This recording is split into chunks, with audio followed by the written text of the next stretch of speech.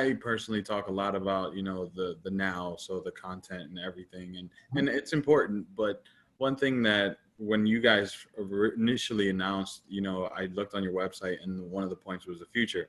That's something we've touched on here a little bit about the academies or the youth players and all that. But what do you see as a way we could tackle this future aside from those, those points?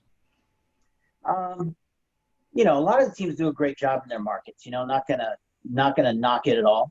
Right. We all do camps. We've all done, the youth soccer camps, the school appearances, et cetera, but, that's fine to brand the team and do the community work. That's great.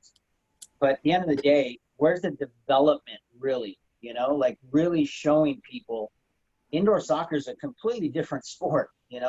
I grew up, well, not grown up, but I kind of grew up in the time, but I played during the time in the 90s and in the 2000s where we heard quite a bit as players, indoor soccer players, how soccer's boring, Mm-hmm. And I mean, maybe we still hear that today, but not as much maybe, but soccer's boring, 0-0, 1-0. And it's like that old thing that it's the weirdest thing. It stood it stayed the test of time. That one tagline is, if you go to a soccer game, an indoor soccer game, you will be hooked, Mm-hmm.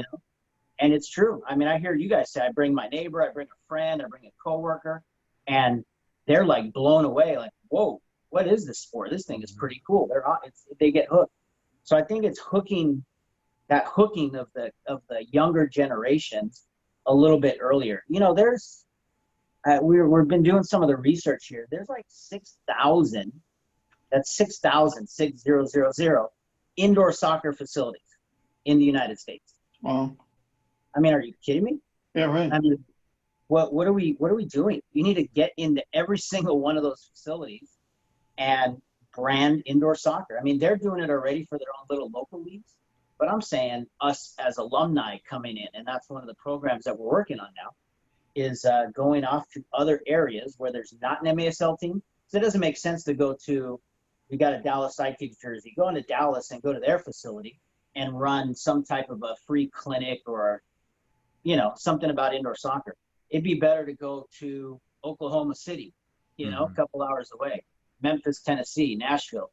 Go to some of those areas that we don't have a team or a team in the league right now, and get our alumni involved, and some of the current players as well and teams, and promote the sport at that young level.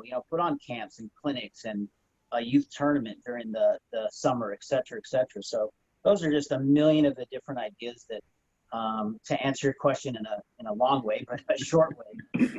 There's a lot we can do, besides the little kiddie camps, and which we need to do. Don't get me wrong; those are great. The wave camps, I think every team in the league models themselves after the wave, the way they've run the camps over the years. When Tozer was there, and the way they build things up, unbelievable. So, and then the school appearances and the little clinics and the community appearances, donating blood. You have to do that.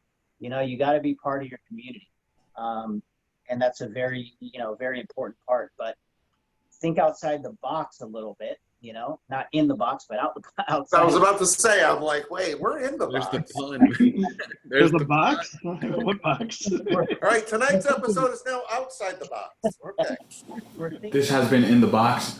Make sure you're subscribed and you hit that bell icon so you can follow along as we put out new clips of our live show. And if you want to catch our live show, make sure you head over to our Facebook group page. We have a Friday night live show every Friday, 8:30 Central Time, 9:30 Eastern Time. Now, we'll be there unless something happens. Get up, everybody get up, everybody get up, everybody get down, everybody get up, everybody get up, everybody.